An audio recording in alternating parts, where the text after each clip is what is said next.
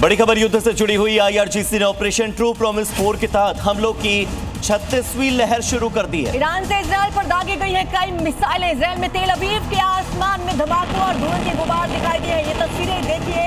Israel ने हालांकि दावा ये किया है कि एयर डिफेंस सिस्टम ने कई मिसाइलों को हवा में ही इंटरसेप्ट कर गिराया है। ईरान के इस्लामिक रिवॉल्यूशनरी गार्ड कॉर्प्स ने ऑपरेशन ट्रू प्रॉमिस 4 के तहत मिसाइल हमलों की 36वीं लहर शुरू की है। ये जो सरसराती हुई मिसाइल जाती दिख रही है, इस पर ईरान की सेना ने दुश्मन का नाम लिख दिया है। टारगेट फिक्स है। ये लहर इसीलिए है कि मिसाइलों की गिनती ना हो सके। इन हमलों के बाद इजराइल के प्रमुख शहर तेल अवीव के आसमान में मिसाइलों की गतिविधि तेज देखी गई। तो इजराइल ने एयर डिफेंस सिस्टम के जरिए कई ईरानी मिसाइलों को हवा में ही इंटरसेप्ट करने का दावा किया है। SIR को लेकर पहले से ही चुनाव आयोग के खिलाफ मोर्चा खोले बैठी ममता बनर्जी CEC ज्ञानेश कुमार के बंगाल दौरे से और ज्यादा भड़की हुई हैं। उन्हें CEC के दौरे के पीछे भी कोई न कोई साजिश नजर आ रही है। ममता बनर्जी को राज्यपाल के बदले जाने और उसके ठीक बाद CEC के दौरे पर भी साजिश नजर आई।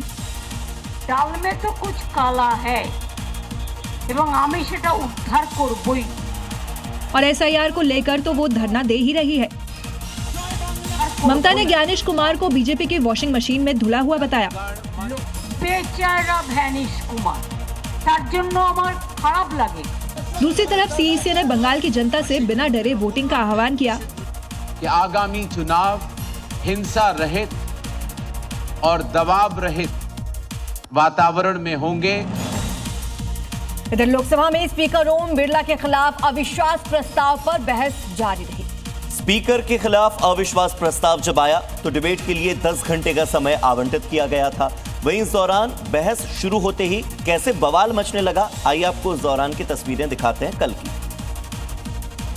दरअसल बहस डिप्टी स्पीकर की नियुक्ति को लेकर शुरू हुई। विपक्ष की तरफ से गौरव गोगोई ने सरकार पर गैर जिम्मेदाराना तरीके से सदन चलाने का आरोप लगाया। आज ऑपोजिशन इंडिया अलायंस के लगभग 200 सांसद होने के पश्चात भी आज यहाँ पे डिप्टी स्पीकर नहीं है।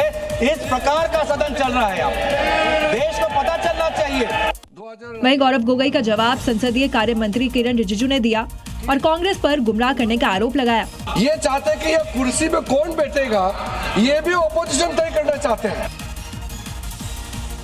देश भर में LPG गैस सिलेंडर को लेकर चर्चाएं बहुत तेज हो गई हैं, क्योंकि हर किसी से जुड़ा हुआ यह विषय है। क्योंकि कई तरह की अफवाहें भी लगातार फैलाई जा रही हैं। अब लोगों के मन में सवाल उठने लगे हैं कि क्या देश में गैस की कमी होने वाली है। इसकी पड़ताल करने के लिए जी न्यूज की टीम ग्राउंड पर गई और सच का पता लगाया। देश भर में सिलेंडर शॉर्टेज की ऐसी अफवाह उड़ी है कि गैस एजेंसी पर अफरा तफरी मच गई है। यूपी से बिहार तक लोग सुबह से गैस के लिए लाइन लगाकर एजेंसियों के बाहर खड़े हो गए हैं। जी न्यूज की टीम जब रियलिटी चेक करने ग्राउंड पर उतरी तो पता लगा कि सिलेंडर की कमी नहीं बल्कि युद्ध के कारण गैस खत्म हो गई है। इसलिए डर के मारे जरूरत से ज्यादा सिलेंडर भरवा रहे हैं। सिलेंडर कमी की अफवाह और युद्ध का डर दिखाकर ब्लैक मार्केटिंग गैंग एक्टिव हो गया है और सिलेंडर की जमाखोरी करके उन्हें बेच रहा है। अफवाह गैस खत्म हो गई है, फैक्ट LPG प्रोडक्शन बढ़ाने का ऑर्डर। अफवाह कल से सिलेंडर नहीं मिलेगा, फैक्ट स्टॉक पर्याप्त है। अफवाह 1500 में ब्लैक में बिक रहा है, फैक्ट पैनिक से ब्लैक मार्केट बन रहा है।